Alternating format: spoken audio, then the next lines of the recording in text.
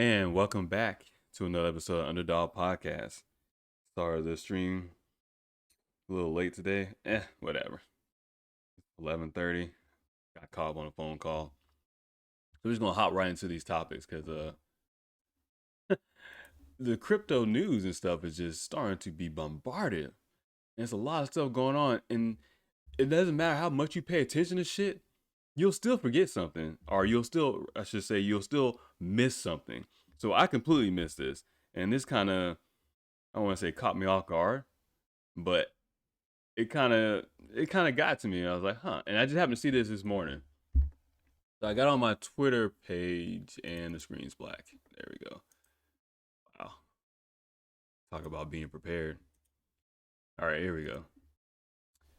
Let me do something with the computer real quick. Optimize it. My memory is running high. So it's interesting. I seen this come across my Twitter feed, and it says climate lockdowns next. And I was like, what? 'Cause it's like, how can you even justify telling people they can't go the fuck outside because of the climate? And people won't go outside, they think they're gonna get sick, but because of the climate. So let's check this out. Climate lockdown.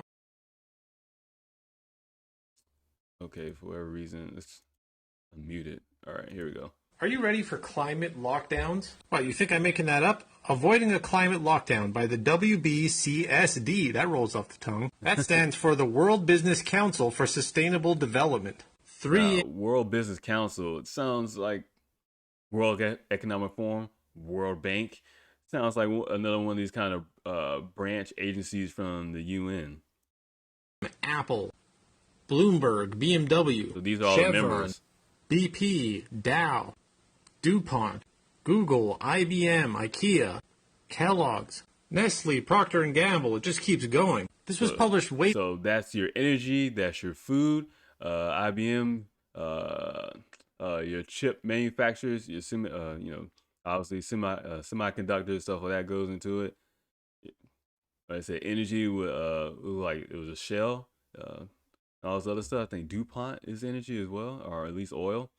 So you have your oil companies are, let's say, energy. That's really what they are, energy companies. In October 2020, so it's not even a new thing. They say in the near future, the world may need to resort to lockdowns again, this time to tackle a climate emergency. How could the climate create an emergency that we need a lockdown to solve? Who cares? They say under a climate lockdown, governments would limit private... So here it says private vehicles. So no vehicles, no red meat, no oil, no economy. Remember that. 4 things. No vehicles, no red meat, no oil, no economy. Use, ban the consumption of red meat, and impose extreme energy-saving measures. Fossil fuel companies would have to stop drilling. To avoid such a scenario, we have to overhaul economics and do capitalism differently. Do capitalism differently. Do capitalism differently. Great reset. Remember that last year, World Economic Forum. Great reset. Oil. Right? Remember that. Oil. We're going to talk about it here in a little bit. But I was trying to find an article or anything that's been in the press and the media who has talked about this.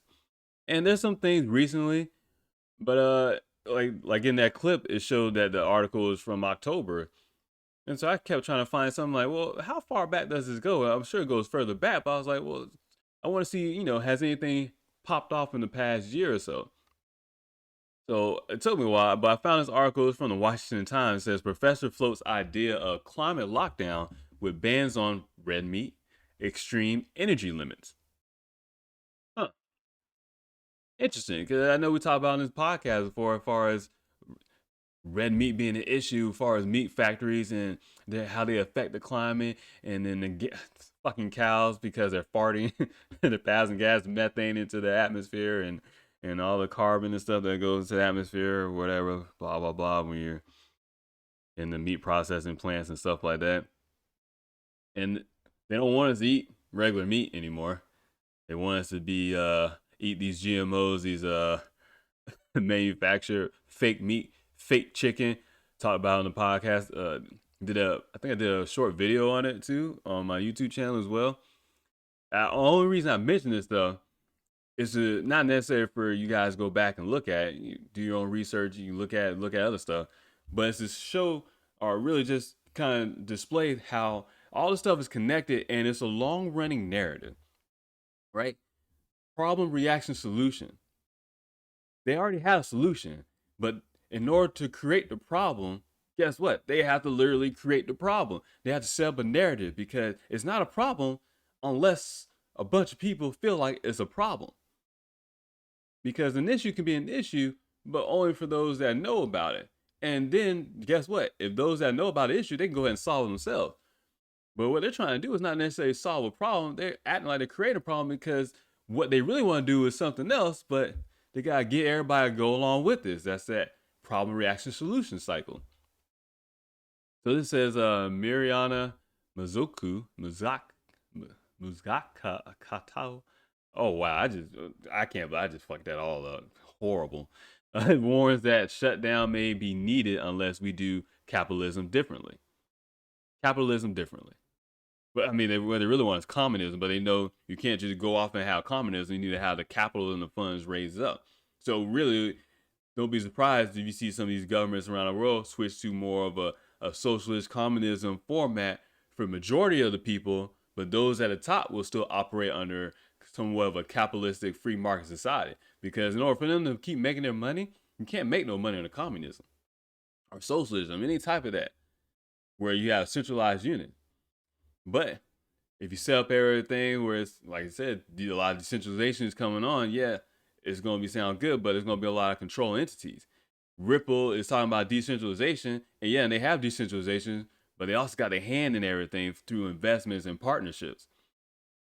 Because that's what you got to do. I don't need to have full control of everything, but if I got 5% here, 10% here, 1% here, 4% here, 20% here, now I got my tentacles spread out everywhere, and I have influences all over the place. So now I have somewhat of a say-so in all the different projects, or all the different infrastructures, and all the different products or whatever services that I'm providing. So it goes on to say that the novel coronavirus shutdown restrictions are being slowly lifted, blah, blah. Okay. A leading UN economist who advises European governments last week sent up a trial balloon via an article titled, quote, "Avoiding a Climate Lockdown," end quote, arguing that, quote, "in the near future, the world may need to resort to lockdowns again, this time to tackle a climate emergency," end quote. Guess what? Now we're starting to realize what the lockdowns was for. It's never just about one thing. It's always about a multitude of things. You just don't know what it is yet. Or you're just not paying attention. Because even when you're paying attention, like I claim I've been paying attention, you can still miss shit. And I completely missed this. And I'm like, fuck, I missed it. But I already knew some of this climate stuff was coming on anyways. Carbon tax was coming on. Conspiracy theories, whatever you want to call them, been talking about this shit for decades. And see, I let it go with the whole lockdown and stuff. I was like, oh no, this is new. And then I got caught slacking because I knew what was coming. I was like, nah, they can't ever pull this shit off. Clearly, they can pull it off. Now, how would they be able to pull off a climate lockdown after last year? I don't know. But the world has shown that there's a lot of us out there that will fall for shit. That will fall for lies. There's a lot of liars out there, man. You gotta be able to prepare yourself to handle these lies and recognize what they are. Fucking lies. So it says, okay, I read that part already. And then it goes on to another quote. Under a climate lockdown, governments will limit private vehicle use, ban consumption of red meat, and impose extreme energy-saving measures while fossil fuel companies will stop drilling. It's pretty much what the guy was just saying, except for this is just in a different article.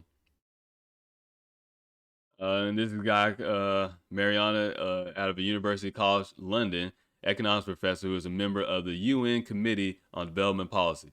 Once again, UN, United Nations Agenda 2030. No one's really talking about it. We already hit Agenda 2020. That's gone. They're on Agenda 2030. They're making this stuff up as they go because there are real plans they're trying to hide. This is what they want to do. They want to control resources and want to have a global network and stuff like that. All right, that's fine, but why do they always have to be so sneaky about it? And that's what bothers me about all this. Why are you being sneaky about it? Because when you're being sneaky about it, that means you have ulterior motives. It means you might hide all this shit behind humanity and humanitarian efforts and, oh, we care about the world. But behind the scenes, you don't. You're trying to make your money and you're trying to consolidate your money in some form or fashion. And you're trying to control your resources and keep it closer to themselves. And then they can distribute it out. That's why, oh, don't worry, we'll pay you off. Don't worry, here's a stimulus check for you. It's just prepping you. It's all prep work. Because like I said before, you can't just go into these changes. You have to get everybody used to this shit. Once everybody starts to get used to it, little by little, then they'll accept it. Clearly, because everybody wore a fucking mask for the past year. And a lot of us will just accept it because of social peer pressure. Remember as a kid, they always say, oh, don't fall for peer pressure. Oh, don't do drugs, it's peer pressure. Don't drink alcohol, it's peer pressure. Nah, peer pressure is this shit. No, the shit that we went through this past year, that's peer pressure. Finish off the paragraph says, to avoid such a scenario, we must overhaul our economic structures and do capitalism differently. They're fucking with us, bro. They're fucking with us, man. Let's just click to read more. I probably shouldn't click on this. It's okay. I didn't know what was gonna come out of it. There's a tweet from someone, Steve Malloy, at Junk Science. Says if you need more evidence that climate is about communism, and then he kind of reads a quote of the paragraph I just read about the ban on red meat and stuff. And if you do your own research, look into the science behind the actual carbon emissions and the rise of it. Climate, and I did a podcast episode on this as well. Climate change is not what you think it is. Well, that's why they changed it from global warming and then they went to climate change because the climate is changing and now it's all climate crisis. The world, planet Earth, has been around for billions of years. If you think this is just the first iteration of humanity, I don't know what to tell you. You might think I'm crazy, but do your own research. Look further back. There's been other forms of humanity, other forms of species on this planet and stuff just as intelligent and who has infrastructures and network and stuff like that. And you think that 8 billion humans, say 5 billion of those humans have some type of vehicle or no, utilize some type of vehicle, and then probably less than 1 billion people on the planet actually have their own personalized cars. How many people actually have their own personal vehicle that they use on a daily basis? Then how many people have a personal vehicle that they use on a daily basis, but they actually don't even really drive that far or drive for that long? And then the average commute in America for Americans to go to work is an hour. So what are you doing? How much emissions is being, put out there? And then where is this data coming from? The vehicles that we know have only been around since the late 1800s, early 1900s. And then the first vehicles that were made in America, for the most part, ran on corn oil. When they first made vehicles and stuff, it wasn't on gas. It wasn't on petrol. So these carbon emissions and stuff they're talking about, I don't doubt that there are some carbon emissions being out there, but the fact that we think we can make such a change or have such a huge impact on the environment, humans destroy everything. Yeah, we're pretty self-destructive, but we don't care that much. But the planet Earth is an entity in its own. It's its own organism. You don't think it can put us off the face of the Earth if the planet Earth wanted to? How much are we actually destroying? We only know what we're being told to, and clearly, if anybody has not paid attention this past year, science is completely compromised, and it has been compromised. So what is actually going on with the planet itself could all be natural and not coincidence, but could we be contributing to something of it? Maybe, yeah. But is that contribution 0.00001%, a 0.001%, a 0.1%? Is it 1%? But we act like we're having a 9%, 95% impact on the planet, and we're not, because there's not that many of us, and we think everybody lives in a modernized world. It's not. It's not facts. I don't even know what it is. I don't even know what percentage of the world lives in modernization, as far as vehicles and burning fossil fuels and whatnot. But I just want to pull this up because, like, climate change, right? We've been talking about it before. Like, that's going to be the new push, and a climate lockdown. How can you fucking justify telling people, hey, don't go outside? Climate.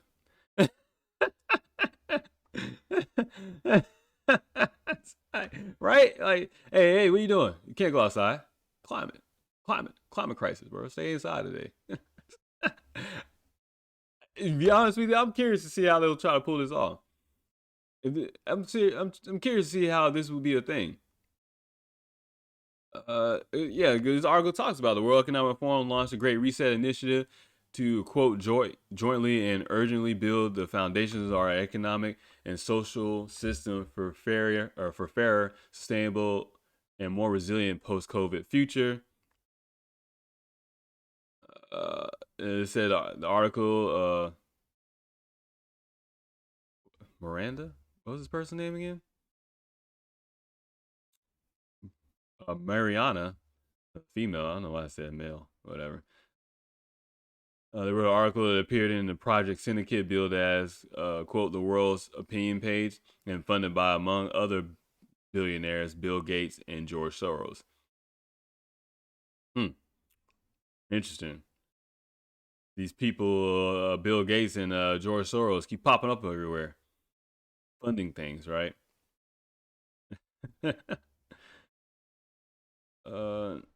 Yeah, yeah, I'm done with this article, but I just want to point this out that this is a thing, and it's not even really new. It's just been around, but nobody's really been talking about it. It says, actually, I want to read this line real quick. There's a quote saying last year, the International Panel on Climate Change argued that we have 10 years left. Remember, 2030, 2030. This article came out in 2020. 10 years left, 10 years left until climate breakdown basically is irreversible. They said this shit in the 60s, 70s, 80s, 90s. There's supposed to be a hole in the ozone layer and everything's supposed to be fucked up by now. When I was a kid, that's what it was. It says, but in 2019, so just last year, subsidies for fossil fuel companies were estimated at something like $20 billion in a year in the U.S. and $55 billion in a year in the European Union. She said, what we actually need is a new social compact. Social compact. Huh. Interesting. Now remember, this is no red meat, no meat, no oil. Damn, I forgot it already too. What it says. What is it? No meat, no oil.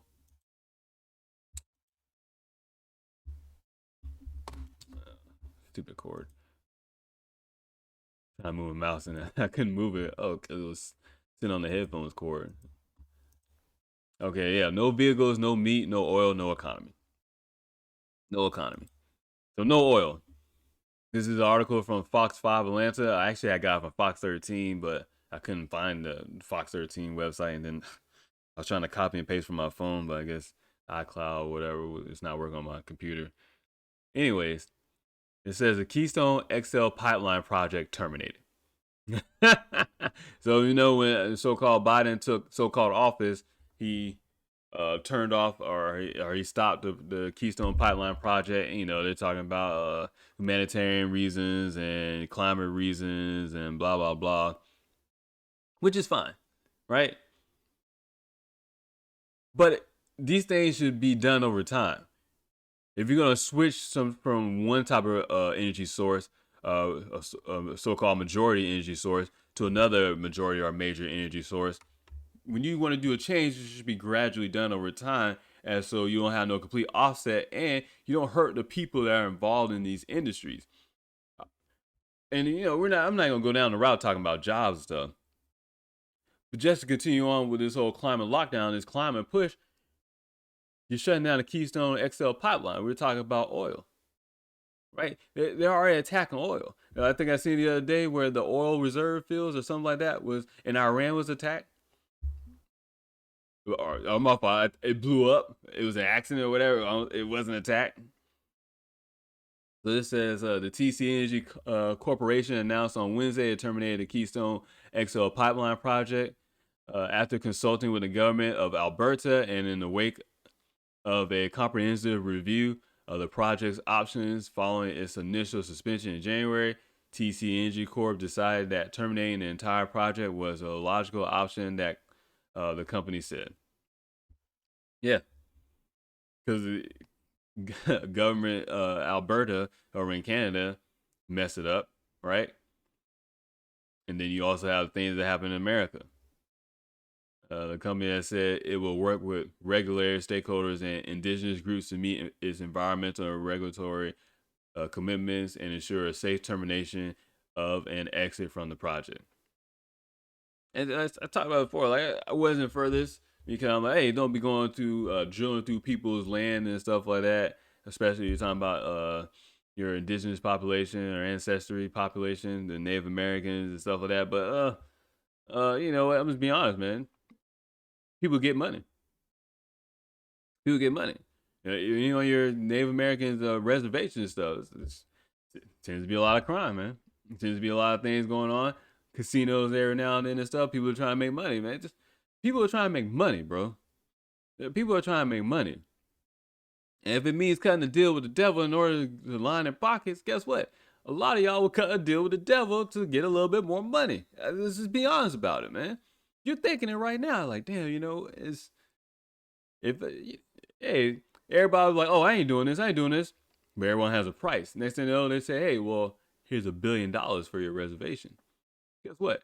You might shut the fuck up and go along with it, because at the end of the day, like, well, hey, well, fuck it, we'll figure out what we're gonna do with the money we've about to make. We'll figure out the rest. We'll take this money and we'll figure out the rest. So you have a crackdown on oil coming. It says a 1,700-mile pipeline was planned to carry roughly 800,000 barrels of oil a day from Alberta to the Texas Gulf Coast, passing through Montana, South Dakota, Nebraska, Kansas, and Oklahoma.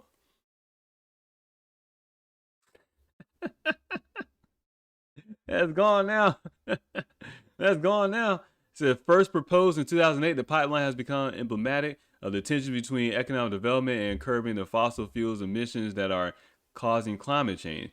The Obama administration rejected it, but President Donald Trump revived it and has been a strong supporter. The primer of the oil-rich Canadian province of Alberta called Biden's decision an insult and said the federal Canadian government should impose trade sanctions if it is not reversed. Canadian Prime Minister Justin Trudeau took a conciliatory tone.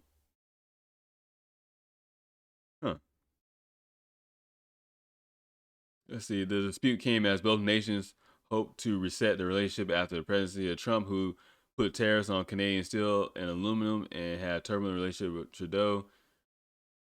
So it goes on to talk about the more of the political and social impact and stuff. I wanted to see if it has any implication as far as, you know, we saw what happens when one pipeline went down. With the Colonial Pipeline hack. You saw what happened when that went down. So, in this Keystone Pipeline, obviously wasn't up yet fully operational anyways, and now that project's being cut off. So what happens when, because gas prices keep going up. I mean, I was just at the gas station the other day, and once again, I'm sitting there contemplating my life decisions, pissed off, because I was like, oh, goddamn, well, I think it was $2.95, $2.98. You know, I squint a few times, because I'm like, am I seeing this right? I hope I'm going blind, because I hope I'm not seeing these numbers right. This can't be right. I'm still hoping I'm seeing it wrong. Like, I'm still hoping that maybe the light got my eyes, the sunlight got my eyes, or something like that. Because to even say that out loud, $2.95, that's fucking nuts, man. I think last time I paid for $3 in gas, I was in Guam. And I kind of expected that because I'm on an island in the middle of the Pacific Ocean. But this is nuts. So what are you going to do? Well, is everybody going to start? I wonder how they're going to do that. How would you do a lockdown and you can't drive a private vehicle they'll probably have some shit like, oh, unless you got an electric vehicle. But guess what? Ain't no really no cheap electric vehicles, are there? Why think these motor companies are switching? Because they're being told, hey, you need to switch. Actually, yeah, they literally are being told you need to switch. They're just, it's funny because electric vehicles aren't even climate friendly either. That's the funny part about it. They're not even climate friendly either. They take lithium. Where you think lithium comes from? You got naturally mined lithium gas and stuff, right? Is it lithium gas? Yeah. And lithium ion. I forget the whole process and stuff. So I shouldn't even go down the road of trying to be technical about it. But I know from the stuff I read, but I can't remember completely everything off the top of my head. It's still naturally mined when you're talking about lithium and stuff like that. So these electric vehicles are not really climate friendly, but they'll probably just still push them off as being more climate efficient than, or climate friendly efficient than, let's say, fossil fuel engines, combustible engines, and typical vehicles in which you have now in your driveway or wherever you're driving around in that bus that you're riding on or wherever the case may be. I mean, shit. Everybody might as well ride a fucking bicycle. I mean, is that what they want us to do? Everybody ride a fucking bicycle after a while? You imagine seeing everybody in business suits and stuff and their business attires and their dresses and stuff like that, riding a fucking bike to work?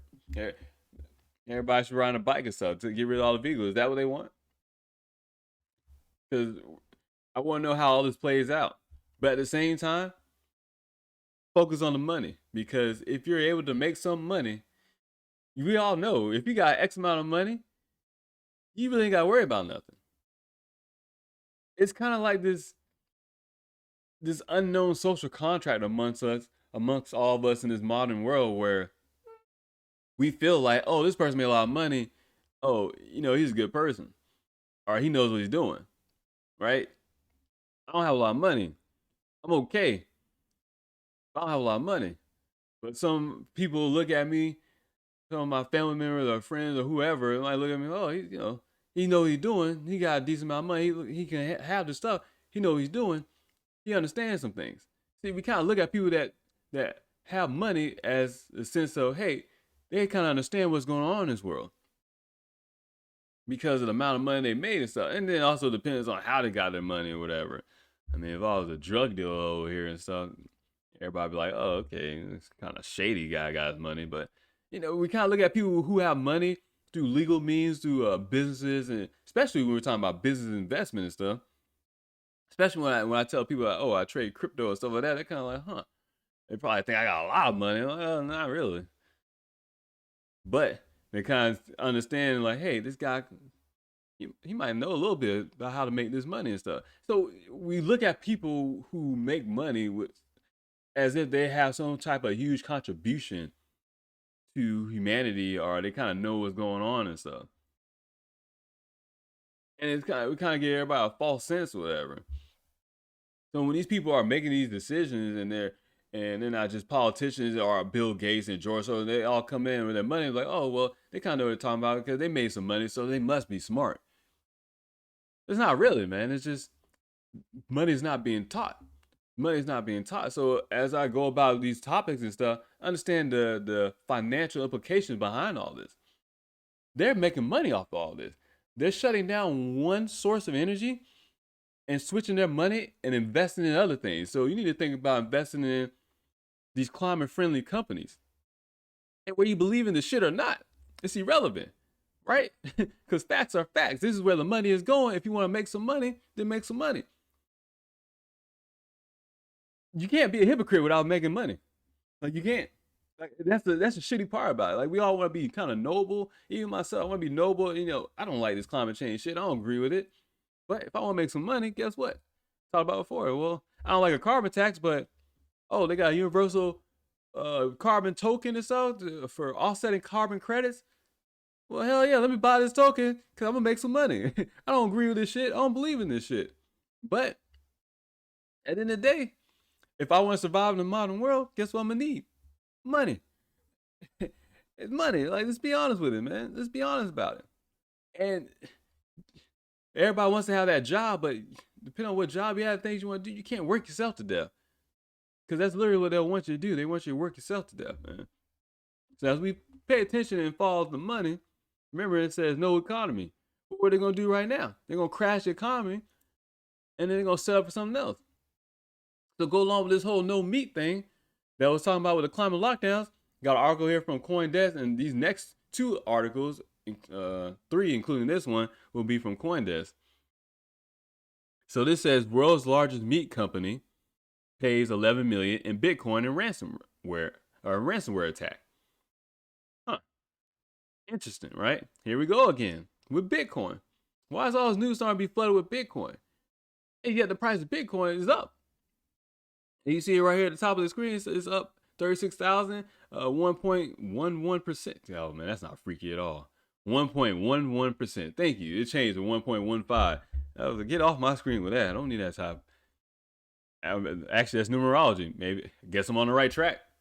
What are the odds of me flipping to this tab and it's saying this Bitcoin is up 1.11%? What are the odds of that? It's funny too. CoinDesk has Bitcoin, Ethereum, XRP, Cardano, and Dogecoin. If you pay attention, they tell you who they know is gonna make money and who's gonna be there. People don't like XRP and all that stuff, but there's a reason why it's there, right? And they list it correctly. So Cardano is supposed to be ADA. Ethereum is ETH, Ether, and Bitcoin is Bitcoin, but then it's BIT. XRP is literally just XRP. It's actually XRP Ledger, Ripple Payment Protocol. But it says the attack on the world's largest meat producer bore similarities to one on Colonial Pipeline 2 weeks earlier. All these cyber attacks and all these so-called ransomwares, kind of suspicious, right? Kind of quinky dink. It says JPS Holdings, the world's largest meat company, by sales, paid $11 million in its May 30 Bitcoin ransomware attack, attempting to avoid further disruption in the business. As reported by the Wall Street Journal on Wednesday, payment was made by the group Revol, whatever, who left no traces. What? Wait, hold on. Okay, let me get this straight. It says pay 11 million. So they paid the ransomware in Bitcoin, and we know Bitcoin is trackable. We know Bitcoin is trackable. We know the FBI tracks Bitcoin. So they pay the ransomware. Guess what? You never pay ransom unless unless you have a plan in place to get your fucking money back. You see those movies stuff where they pay the ransom, or even like a bank heist. Everybody knows you can't steal the cash stuff, and if you do, or if you steal the cash, you gotta make sure you look out for the fake bank notes and the die and stuff like that, because there's always something in place. Sounds like a trap to me. Like a well-known trap. Let's see. There's left no traces as to how they managed to infiltrate the company's systems. The attack shares similarities with the Colonial Pipeline ransomware attack that occurred on May 14. Based on forensic analysis conducted by JPS, no customer, supplier, or employee data was compromised in the attack. And I already talked about this before, but I didn't know that they paid $11 million in Bitcoin, which, once again, you're seeing Bitcoin used for used by criminal enterprises and for criminal entities and for crime, right? The crackdown on Bitcoin won't necessarily come from money laundering or climate change or it being a volatile asset and all this other stuff. Those are all just narratives. The crackdown is not a crackdown. They were always going to do this. This was always the plan. It was just whenever they felt like doing it. They're just going to ramp it up. They're going to make their money, and they're probably going to jump out of it. I don't know. It could still go on to be some type of store of value. They could still find some way to still make money off it, I assume. But the future of Bitcoin to me is up in the air. So as an investor, why would I want to invest in it? Or if I say that bad, if I do invest in it, I can't think 5 years from now. I would just have to take it month by month basis at best right now, because it seems to be a lot more bunch of random narratives out there, and it's almost by design to obfuscate. Since I read that word in the article the other week, I was like, look it up. I'm like, oh no, this is part of my vocabulary now. Obfuscate. So it's designed to confuse everybody, because you got positive things when people are like, oh, Bitcoin is gonna be great. You got the El Salvador news, but you also got this shit going on, right? And it's a mixture. So to me, that's what I see as being a way to confuse everybody. Like I said, that's why I'm talking more about this money and this crypto and stuff, because the narrative is pushing hard, man. It's pushing hard, and they want to crack down. IRS wants to crack down. Everybody wants to talk about taxes and all this other stuff, and environment and climate and all these different things. And it's like, okay, now's the time where, for the most part, you're not gonna make that much money in Bitcoin anyway. Because if you didn't have, when you make a lot of money in these cryptocurrencies, even like stocks and penny stocks, stuff like that, it's to buy a whole bunch when it's low, because you make a lot of money when you got hundreds of stocks, or hundreds of tokens, or thousands. Really, what you want to have is thousands of tokens, thousands of stocks, because that way, if it goes to $100, something like that, now you're getting a good chunk of change and stuff, right? To me, and that's not even rich, because that's nothing. That's still chump change. Me, I'm rich if I'm 100 millionaire. I'm rich if I'm 100 millionaire.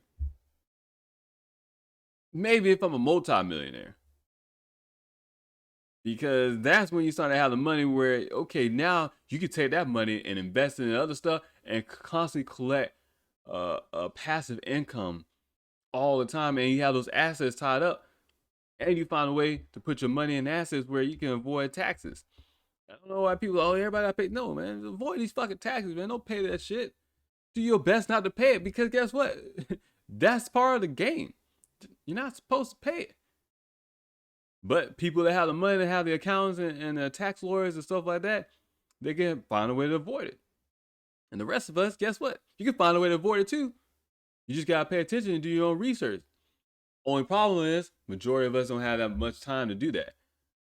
Me, I got time for the most part. Mine's doing the stuff I do and taking care of the kids. But yeah,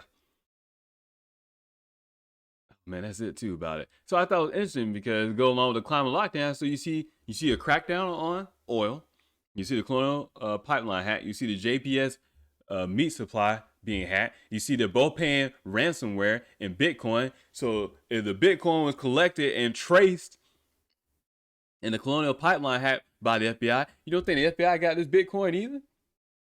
Once again, does anybody even realize that the FBI has most of the Bitcoin? And we talked about the other day in the other episode of the list of people who have majority of the Bitcoin holdings. Why is Bitcoin value so high if the FBI has a lot of it? And they have thousands and thousands of tokens of Bitcoin or whatever. Shouldn't that make everybody a little uneasy? Right? Like I said, how is it this great money and this stuff that help out the world if the FBI got it? And what are they doing it? That's really was a big question. The FBI has it. What the fuck are they doing it? Are they funding their budget? And if they are, would it not be in the best interest to raise that money up for Bitcoin so the FBI can cash out on it? And who they report their cash into? Are they paying taxes?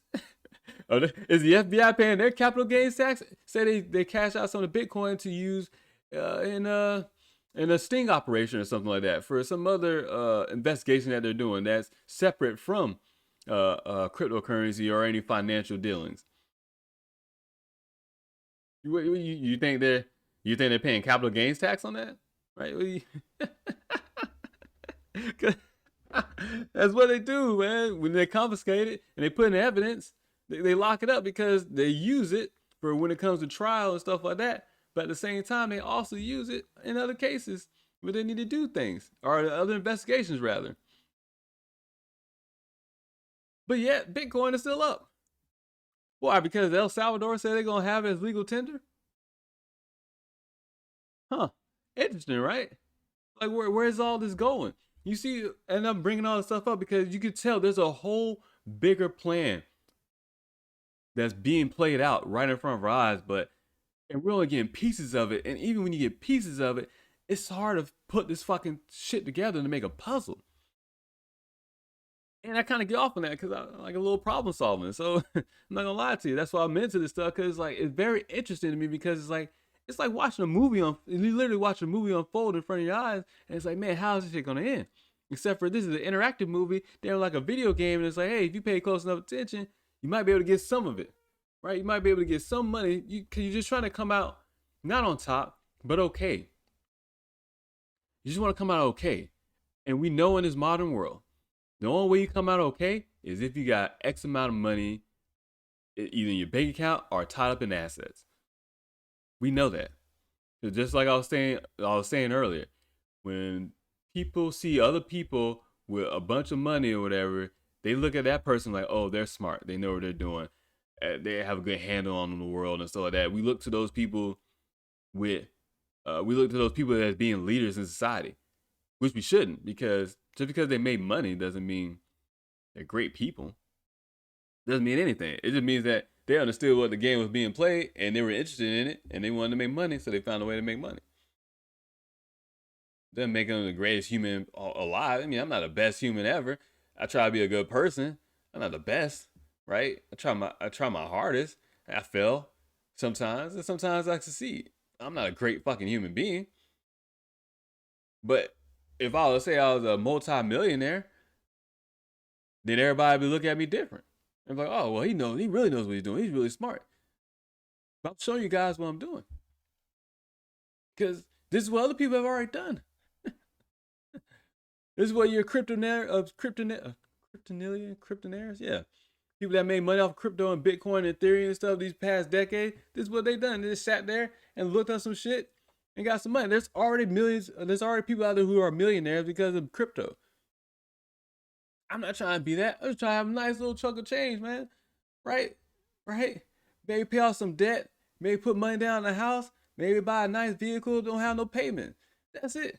That's it. And wherever comes about that, comes about that. So you have an article here from, once again, from CoinDesk.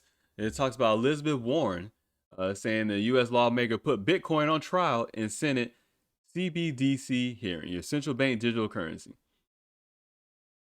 Oh, I thought central bank digital currency wasn't a thing. I thought it wasn't going to happen. As I heard in one of my discussion boards when I was writing this paper last year in college, I didn't even say nothing. I had to do my reply. I was like, yeah, well, this and that. I was speaking more in like hypothetical, hypothetical situations in a lot of theoretical terms. Because I couldn't explain to them, no, this is happening now. And even though I kind of wrote like that in the paper to kind of in my paper, my thesis paper. But my thing was like, so much stuff happens behind the scenes, but it's not even behind the scenes. Because nobody pays attention to it. The mainstream, because everybody looks for news from the mainstream media. Don't look for news from the mainstream media. Find your own goddamn news. Find your own facts. Do your own research. You figure that shit out on your own. Just let everything else be nothing but some type of brainstorming situation to get you to think about things more. That's it. That's it. Like I said, I'm trying to come out just to keep some type of financial stability for me and my fucking kids. Actually, for my kids. That's what I'm trying, for my kids and my kids' kids. Because this Jackson residents over here, we're trying to be okay. I ain't trying to be out like. You see what's happening in America, middle class going away and stuff. I ain't trying to be the other end of the bottom end of middle class. I'm trying to be at the top or perceived top, but really it'll just be the new middle class. You just won't call it that no more. It says while Senate Bank Committee hearing ostensibly focused on central bank digital currencies, Bitcoin's role in the ecosystem drew much of the attention. U.S. lawmakers may be warming to a central bank digital currency. May be warming. Okay. We're gonna go with it. But while CBDCs drew some of the attention during Wednesday's Senate Banking Committee hearing. The issues around Bitcoin drew far more attention from the group of lawmakers led most vocally by Senator Elizabeth Warren, a Democrat out of Massachusetts. Says the subcommittee on economic policy, chaired by Warren, is likely going to hold further hearings on the cryptocurrency sector as well, the lawmaker told Bloomberg. We already knew crypto is going to be taught a lot this summer. Crypto and climate change. That's what I'm talking about. I go where the actual factual things are going. I follow the things that are, to me, the most prevalent as of right now. Or is it relevant? Whatever. The hearing presented one of the sharpest criticisms of Bitcoin from U.S. lawmakers to date, even as small countries like El Salvador move to accept the cryptocurrency as legal tender. Warren's views are likely a preview of how the issue may be discussed in other upcoming hearings with counterparts in the House of Representatives holding a similar discussion next week. And really, this discussions don't mean shit because they already been told what they need to do, right? These people, who you think they listen to? Who you think they listening to? They listening to other representatives, other lawmakers? Fuck that. No, they're listening to bankers. Money rules the world. So money rules the world. Doesn't matter what the fuck the government does. It's government tied to bankers, all in the same association. And now you have a new wave of now you're seeing the whole decentralized finance and fintech, financial technology companies, which will, in essence, be your new digital bankers coming along. And now your old guard, your old financial system is like, they're trying to hard to hold on and stuff, but they can't. And so you either at a state property, well, man, Beanie Siegel said, you either get down or you lay down. One way or another, you gonna get in line or you gonna get the fuck out the way. I'm gonna put you the fuck out the way. So as the old guard, the old financial system is going outdated, is antiquated, and out with the old and in with the new. You're gonna get along with it, or you will be put to a wayside. This crypto is not coming. This crypto shit is here. And a form of digital money is nothing new. And all this stuff is nothing new. It's been playing out forever. The internet, most people think came out in the late 90s, but ARPANET, which the DOD created, was like back in this, I think late 60s, early 70s, something like that. Majority of the internet is a bunch of small servers around the world talking to each other, sending data and stuff like that. The internet, which you perceive as what you know as, is only like 1%, 2% of the actual internet. All the networking computers around the world. So most of what we think of and concepts that we have don't actually exist. And this is also part of the problem with public education in the United States and education in general in the United States and possibly around the world as well. They don't actually teach shit. Nobody's talking about the money and stuff, even though everyone says money is what makes the world go around. If money is what makes the world go around, how come a lot of people don't understand the concept of money and how it's all made up? Why people don't understand it? Why is it not being taught in school? Because when you want to make money, a lot of times people don't want to share. Think about it. If you knew some of the stuff that I've been talking about on this podcast as far as money and stuff like that, and cryptocurrencies and trading, would you actually tell everybody? Would you tell everybody? Part of the reason why I'm telling everybody is to make sure that, hey, I don't hold all this shit to myself. Because I feel like I'll be selfish if I do that. So I got to spread it out there and let it out there. Now, who's listening to it? I don't know. Not that many people. Maybe 5, maybe 6, maybe 20, maybe 100. Doesn't matter to me. I did my part. I put that information out there. I did my part. I'm trying to keep my balance in the universe. Let's see what Elizabeth Warren had to say. It says, she says cryptocurrencies need regulation. What's happening now is a wild west out there. Wild West. She looks funny to me. I don't know why, man. I'm just gonna say that she looks funny to me. Senator Warren, thank you so much for joining us. Let's start with like the digital currencies that are going up and down every day a lot. You started the hearing He sounds with some weird, pretty harsh too. words for them, saying they've failed to deliver on some of the promises of a more inclusive financial system. They're volatile. They're not good for spending. In your view, do they need to be regulated further? And is there something specific in mind that you have that would sort of bring this area under control better? So this was our first hearing on digital currencies, and we had a chance to talk with experts, bring in a lot of senators around it. But the bottom line was that what's happening right now in cryptocurrency, like Bitcoin and Dogecoin, it's a wild west out there. And it makes it not a good Why'd you say those two coins? To buy and sell things, and not a good investment, and an environmental disaster. So do we need some regulation around this? You bet we do. Not a good investment, not a good way to buy and sell things. Those are all lies, right? Those are lies. But she said Bitcoin and Dogecoin because that's what she wants the narratives to focus around. Certain coins, she's not talking about XRP, right? When you're talking about transactions, 1,000 transactions per second, I don't know if it could be scaled up more or not. Doesn't even matter because with Flare Network and Flare Finance and all the other different blockchains and interoperability that can come on Flare Finance like Algorand and stuff like that, now you don't have to worry about scalability issues and whatnot. Also, XRP is a banker's coin anyway, so they'll be doing their transactions. And that's why XRP will more than likely will be at a high cost. Actually, it has to be.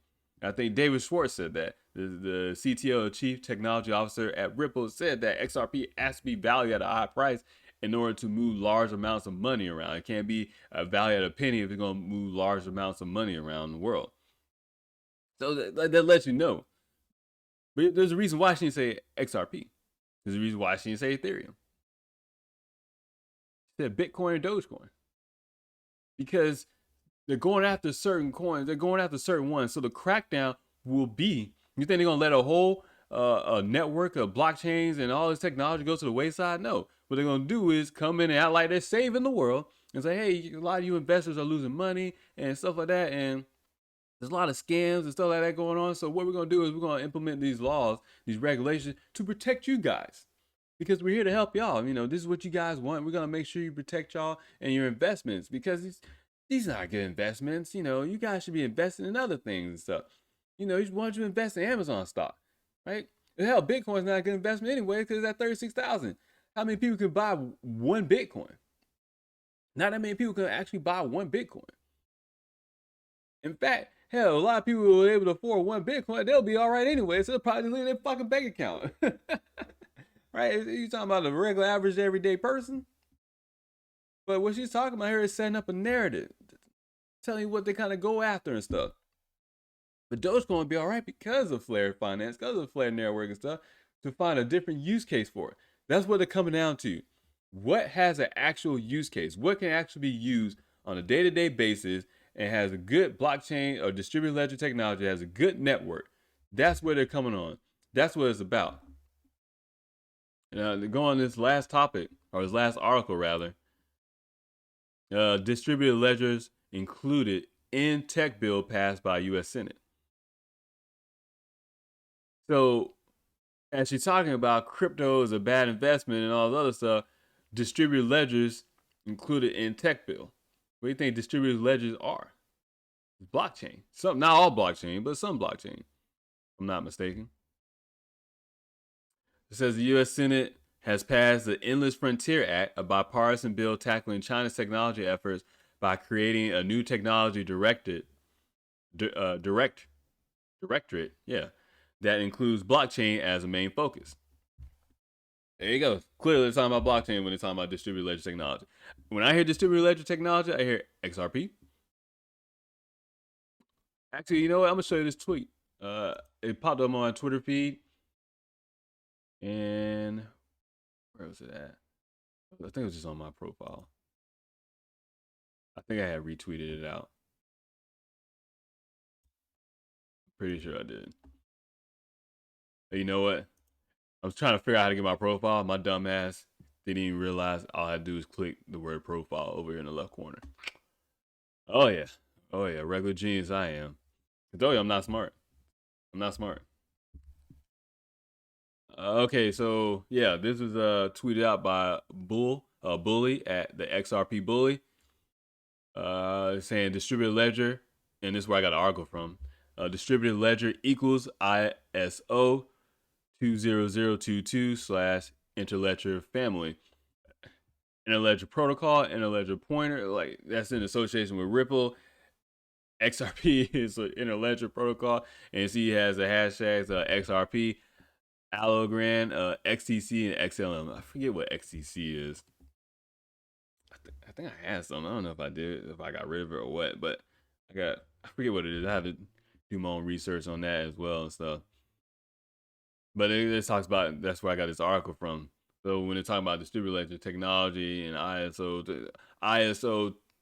20022, people don't know, they're standards. We're talking about protocols and basic IT and networking, you know, layer 1, layer 2, all different things are even. So think of it as your Ethernet cable and stuff. It's the IEEE whatever Ethernet cable. It's all different standards to amongst the protocols. So everybody around the world kind of goes along with these standards when they're developing their cables and doing their different network layers and stuff like that. Not to confuse anybody. Because now I think about it, I feel like I said that shit in a confusing manner. The bill was sponsored by Senate Majority Leader Chuck Schumer. So I'll let you know right there, it's going to get passed. Chuck Schumer is the Senate Majority Leader, Democrat in New York, obviously. If you pay attention to these dumbass politicians sometimes, they're not dumb, they're shady. Don't insult these people's intelligence. If you think they're doing some dumb shit, they're not doing some dumb shit. They're just doing some shady shit and acting like they're being dumb, but they're really just coming out fucking lying. So this passed 68 to 32. And that was Tuesday. 68 to 32. That lets you know it's going to pass in the House. Because once again, you know, the Democrats control the House and the Senate. So it says it includes distributed ledger technologies and cybersecurity as one of 10 key technology focus areas. Following an amendment from Senator Cynthia Lummis, a Republican at Wyoming. Wyoming has already passed some of their cryptocurrency bills within their state legislature as well. Second provision will require the federal government to examine the potential national security implication of China's digital renminbi, which is, I forget, I don't even know what that is. I'm gonna click on this real quick because I don't even know what that is. Oh, they're one. Well, the digital. Okay, whatever. I don't know if that's like a penny to $1 or some type of thing or whatever. This includes financial surveillance, illicit finance, and economic coercion risks, according to the bill. What Warren just talked about, economic coercion risk. Just a risk itself in the economy. Oh, is this a volatile asset? Is this worth going into? Illicit finance. Your criminal activity, your money laundering stuff that is associated with Bitcoin, which is fun because cash is really that type of thing using money laundering and more. You would want to use cash more than you want to use cryptocurrency, because I can hide my cash in a graveyard somewhere or bury it in the sand and you wouldn't fucking know, right? But at the same time, when I need to go move it, guess what I do? I have to go fucking dig that shit up as well. It's more of an inconvenience as opposed to what's best used in money laundering and stuff. It's not Bitcoin. Why would you use Bitcoin? Why would you? If you want to be in money laundering, if you want to be in criminal enterprise, stuff like that, you will have everything off the books. You will have no digital trace whatsoever, and you will leave any paper trail as limited as possible. It's a little easier to track digital information than it is to track paper stuff. That's why all your medical records and stuff like that are being automated, and that's why they're being put on PDF files, stuff like that. So what? You can account for it, and it's easier to record and track. Financial surveillance. Oh, that's exactly what they want to do. They just want to pay attention to where your money is at and stuff. But you kind of see where this stuff is going at, man. It says the bill must pass the House and be signed into law by President Joe Biden before it can take effect. As of press time, the House version of the Endless Frontier Act did not include any language about distributed ledgers. Yeah, right. Yeah, right. They're going to put whatever they want to put in it. And this is going to go underneath the table because nobody knew this was going on. I didn't know what was going on. Pretty sure a lot of people probably didn't know what was going on. Oh, here we go. It says directorate will also work with state and federal government agencies, blah, blah. This quote, it says, this is a national security issue. Talk about the other day. Once they say it's a national security issue, they can do whatever the fuck they want. Because of the Patriot Act, because of other legislation that's been passed over these past years since 9/11. If anything is deemed a national security issue or national security threat, it's of high importance. It's of high importance. And they'll pass wherever the fuck they want to pass through because of national security. It says, and if the U.S. does not respond, we will be left behind. Luminous previously told CoinDesk in a statement, this amendment will put our research and development efforts regarding blockchain and federal innovation into high gear, something that is desperately needed. But they already been doing that through associations of universities, Stanford, MIT. They already been doing stuff like this. But that's why they use these universities and stuff like that to do their research, to offset their research. And so they can't say, oh, the government is doing it. The government is assisting or helping out as much as needed, or not as much as needed, or wherever is needed, or if it's possible. But it's not a government-controlled entity or a government-controlled project research. But when you label it national security, oh, now it's of high importance. See how all of a sudden it just can bump to the top of the line of priority. And that's why I think they're going, in my own opinion, of course, all this is my opinion, but I think that's what they're going to do over this course of the summer going on through the end of this year. A lot of the stuff will be pushed to the forefront when you're talking about crypto and a new financial system and stuff like that and climate change, because they'll implement the narrative of national security issue. Oh, it's a national security issue because of this. Oh, it's a national security issue. We got these hackers going on with this money and stuff. I don't know. We should have Bitcoin. It's national security. How I know you're not using that money for illicit activity and stuff and Bitcoin. And oh, we need to crack down on this. We need to be able to track this. We need to know what's going on because of a national security issue. And I wouldn't be surprised if we have some type of false flag attack happen as well. I mean, can we say that the Colonial Pipeline, all these ransomware attacks, I mean, are they false flags? Are they legitimate attacks? They seem kind of suspicious. Just keep saying it's kind of suspicious. It's kind of suspicious. Yeah, so it's saying in the House that the terms blockchain and cryptocurrency are in the bill's language. That means not a damn thing. Because of shit like this, and this is a House version of the bills, and it says take issues on semiconductor production, artificial intelligence, biotechnology, communications, and energy efficiency.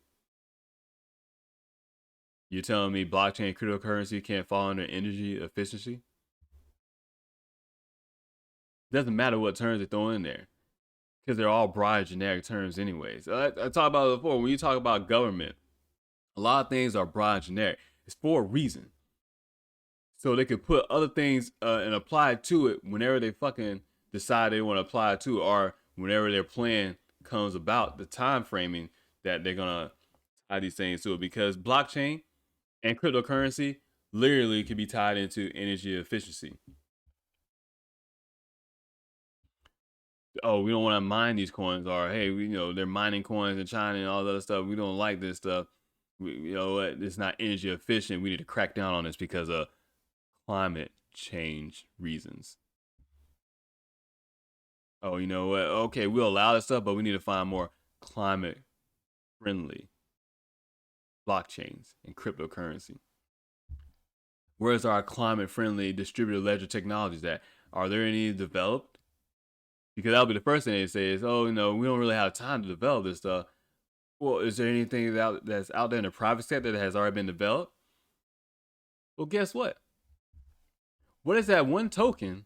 What is that one cryptocurrency right now in the United States that's going through a literal legal process? XRP. The regulatory clarity that will come about in cryptocurrency will be XRP. That phrase XRP to standard goes a lot of ways, man. This whole SEC lawsuit, I keep talking about it because it's all a sham. They already knew what it was going to do. It's just about playing out all these narratives. Because if you know what you're going to do, you're going to do it. You just have to make sure whatever resistance that might come about, you handle it. Well, how do you handle that resistance? Do you want to be on the reactive end or do you want to be proactive about it? The goal is to always be proactive about it. I was talking to my son the other day about this. He was like, what are you doing there? He was just sitting there. I was thinking.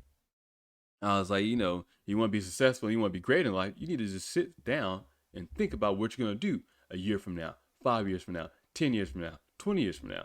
You need to sit and plan and strategize because all the greats, the so-called greats in this world, whether you're talking about athletes or entertainment or finances, it doesn't matter.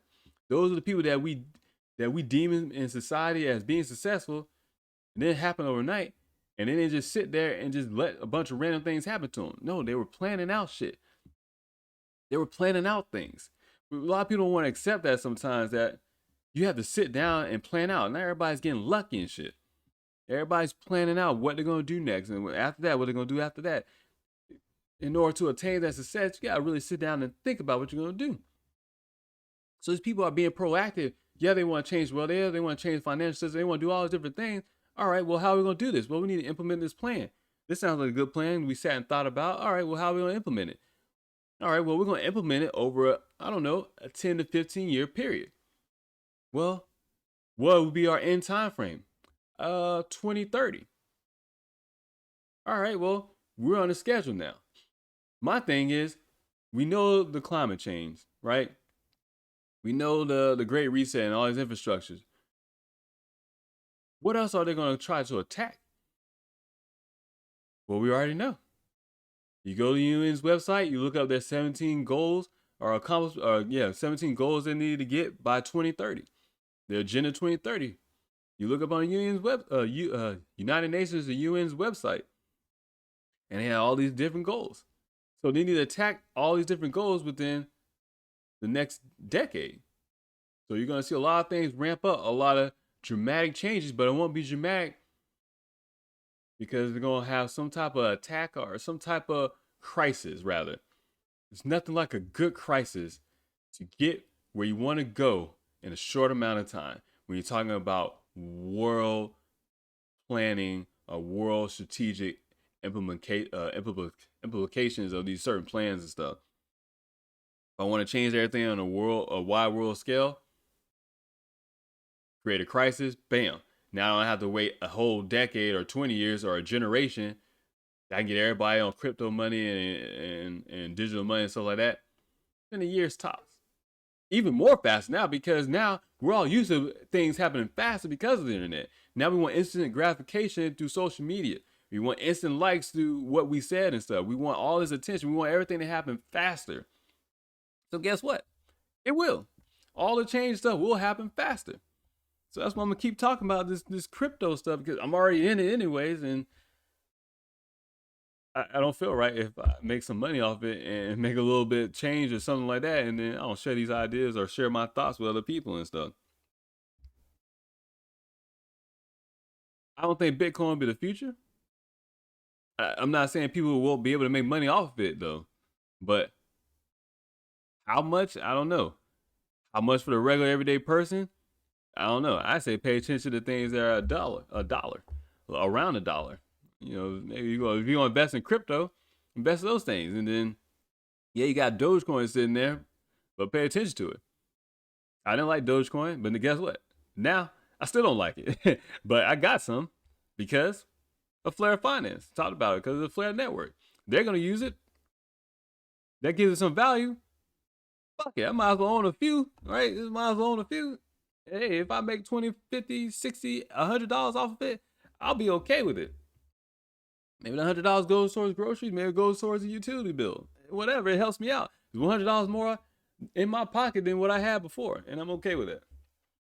As always, check out my blog site, Damien, Damien, Jackson22.com. I'll upload when I'm doing the podcast. Shit. I knew I forgot something. I didn't even put out the link for the podcast for the live stream. Oh man. I knew I forgot something. Oh well. My bad. I mean, people tune into the live stream anyways, yeah, but you know, if they had the opportunity they wanted to, I just fucked that all up. So that was my fault. I'll be back on tomorrow. Yeah, I'll be back on tomorrow. Tomorrow's Friday. Probably wrap up some crypto news. I don't know. Maybe I'll talk about something different, lightheartedly. Maybe, I don't know. Depending on what the news cycle has for me today and stuff. But the podcast replay, or live stream replay, is on DLive. I always have that up as well. Anyways, it stays up for a few days. I'm looking now. Episodes 140 and 141 are still shown as a replay ability on my DLive account. And like I said, you go to my blog site, my website, whatever. You'll check the link in the top right hand corner, check the link for the social media accounts and the podcast links and stuff like that. So you can know where to listen to the audio version of the podcast. And then upload the video version of the podcast through my Odyssey and YouTube channel. As always, this is the part where I say a bunch of nice shit. Enjoy the rest of your day or whenever you listen to this, blah, blah, blah. So until next time.